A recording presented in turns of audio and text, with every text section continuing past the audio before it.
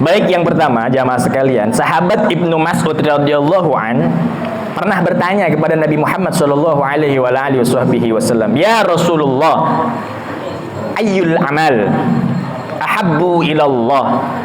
Sahabat Ibnu Mas'ud radhiyallahu an bertanya kepada Nabi, "Ayyul amal ahabbu ilallah?" Wahai Nabi, apakah amal yang dapat saya lakukan untuk Allah Subhanahu wa taala mencintaiku?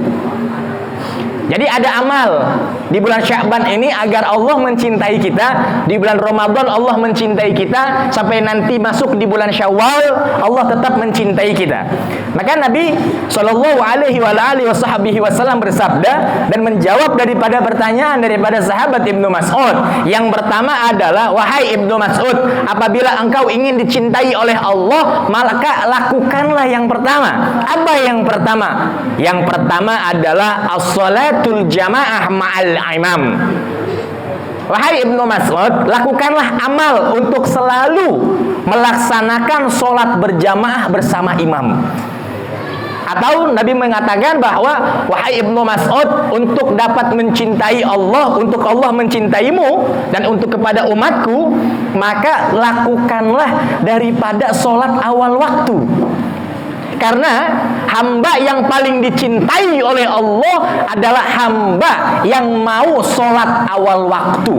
Dan kebalikannya, manusia yang paling dibenci sama Allah adalah orang yang dengan sengaja meninggalkan sholat. Karena ada sebuah hikayat, ada sebuah cerita. Ada namanya manusia, kita sebut saja manusia namanya Bambang. Di sini nggak ada nama Bambang kan? Ada. Nama bapakmu ya? Nama bapakmu bukan Kamaru. Ya. Namanya Bambang. Bambang ini punya sahabat. Kalau sahabatnya Habib, keren. Sahabatnya Ajengan, cakep. Sahabatnya Kiai, bagus. Sahabatnya Mubalig atau Mubaligoh, keren. Tapi ini Bambang, sahabatnya iblis. Sahabatnya iblis. Ini Bambang ini bersahabat sama iblis. Ini benar. Bambang ini ninggalin sholat subuh. Bambang ini ninggalin sholat zuhur. Bambang ini ninggalin sholat asar. Bambang ini ninggalin sholat maghrib. Bambang ini ninggalin sholat Aisyah. Ini iblis, ini setan, cuman ngedengerin aja, cuman ngeliatin aja. Setannya cuman ngeliatin aja. Setan nggak ikut sholat. Kalau setan ikut sholat, bukan setan namanya. Ya, nggak keren. Kalau setan itu sholat nggak keren. Namanya iblis, pasti nggak sholat. Ketika sahabat iblis ini bilang, si Bambang ini umpama ngomong, "Iblis, sini iblis. Kenapa? Ini waktu udah malam nih iblis. Tidur yuk." Pada saat Bambang ini nyuruh iblis tidur bareng, ini iblisnya malah kabur, lari, lululanta, kabur tuh iblis.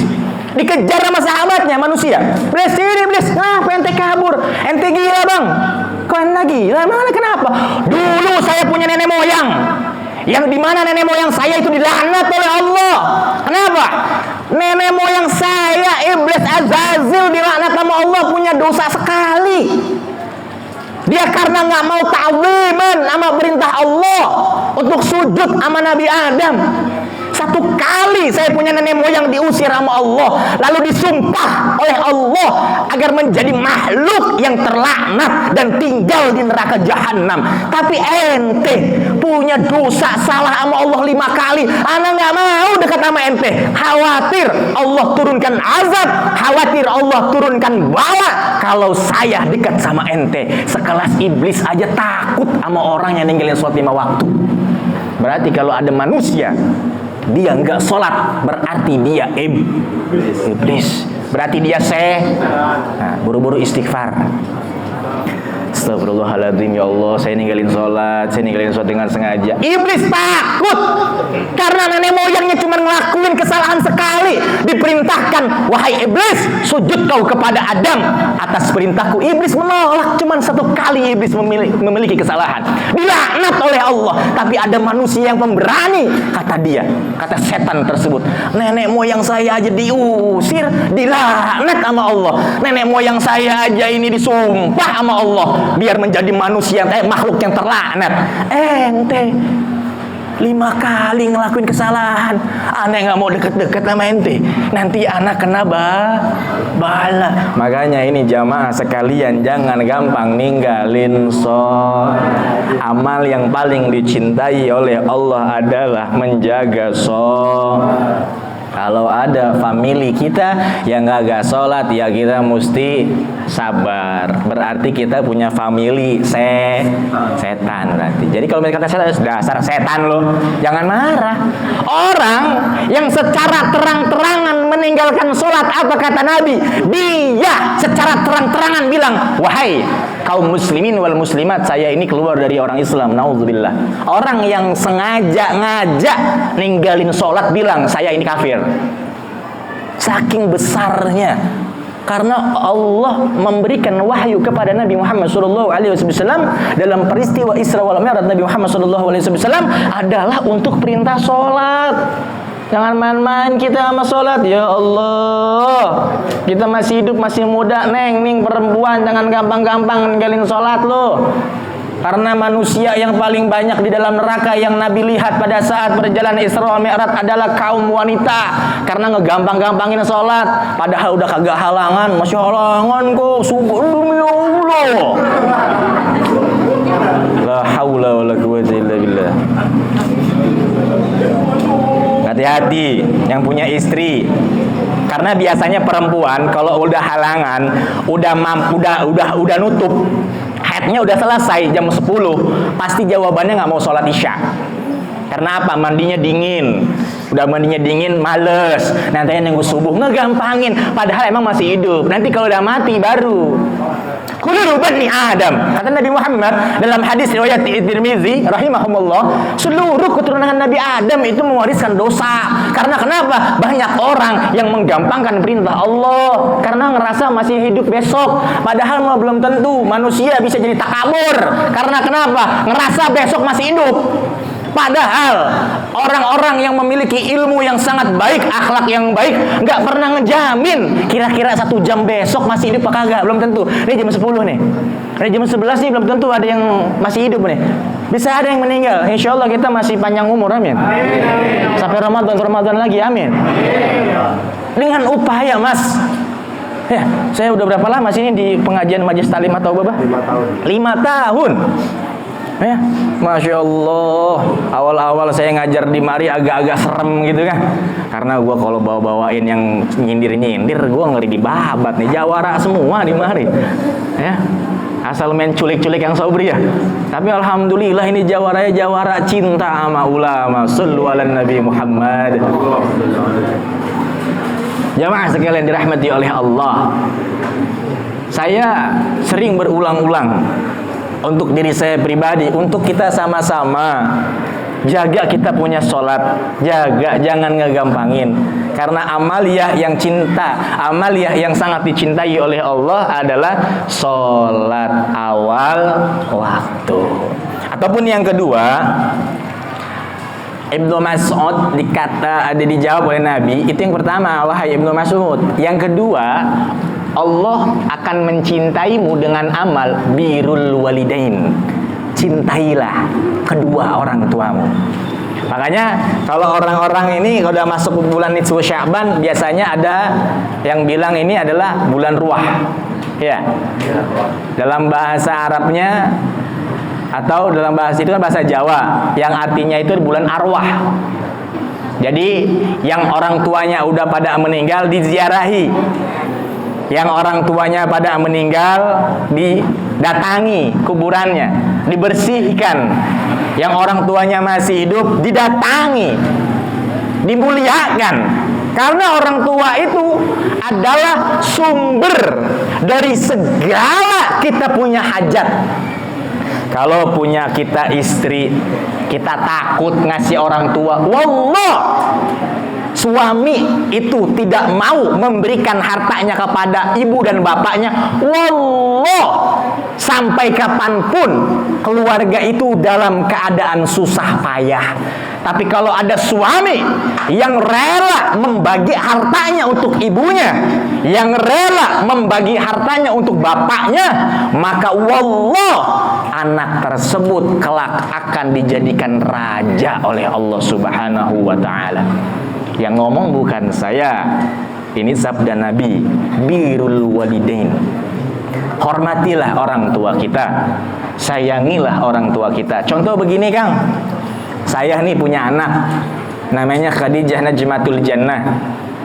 Saya punya duit, saya kasih ke mama saya semampu kita, 500.000, 1 juta. Karena terakhir saya ngasih tahun 2018 10 juta saya kasih orang tua saya. Bukannya sombong, karena memang ini menjadi salah satu buktinya si imam saudara saya nih. Kita dapat duit banyak, kita nggak sombong, makannya buka puasa nggak ke mall, nggak apa, ke gorengan pinggir jalan, itu gorengannya jatuh kita pungut lagi. Sampai saudara bilang, lu pelit amat, lu punya duit banyak makan gorengan bekas lagi. Nggak apa-apa bre, kita harus bersyukur kepada Allah. Saya kasih 10 juta orang tua. Istri bilang, emang ada yang nanya sama saya, ini mesti kalau punya duit, ini mesti kayak gimana? Apa ngasih istri, apa ngasih ibu bapak? Tergantung lihat keadaan. Tapi jangan pernah kita menganggap bahwa, aduh, ini umpama nih minyak lagi susah, minyak lagi mahal. Kita punya minyak. Saya punya minyak, ya. Saya punya minyak. Saya beli sama si Yopan. Di sini orang nggak ada ya, ikut sama gurunya nih si Pacuy. Pan, tolong beliin minyak Pan, karena minyak lagi susah. Akhirnya Yopan pergi di Indomaret. Orang tua saya bilang, Deh, minyak lagi susah ya? Iya mak, lagi susah. Mama mau beli minyak, mama nggak dapet minyak deh. Mama mau masak paling begini buat papa, gini segala macam. Oh, udah tunggu aja dulu. Kenapa emang? Ya tunggu aja, tunggu. Siapa datang? Ini aman datang. Saya ambil minyaknya, ini buat mama. Lah nanti si Neti gimana? Udah nggak apa-apa, udah mama aja. Sehari saya kasih itu orang tua saya, akhirnya ada jamaah-jamaah yang lain ngasih saya 3 minyak. Assalamualaikum Beb, nih Beb, minyak Beb. Kalau lagi susah Beb, sengaja nih sediain buat antum Beb. Ini aman, ada minyak nih, sengaja nih buat aman nih, karena minyak lagi susah. Kita nggak minta. Tapi ketika kita kasih kepada orang tua kita, maka Allah langsung seketika memberikan gantinya lebih daripada apa yang kita duga. Maka sebagai suami, jangan sampai pelit sama orang tua sendiri, apalagi takut sama bini. Bukan saya yang ngajarin supaya kita berani sama bini, berarti kita ini harus bisa menghargai.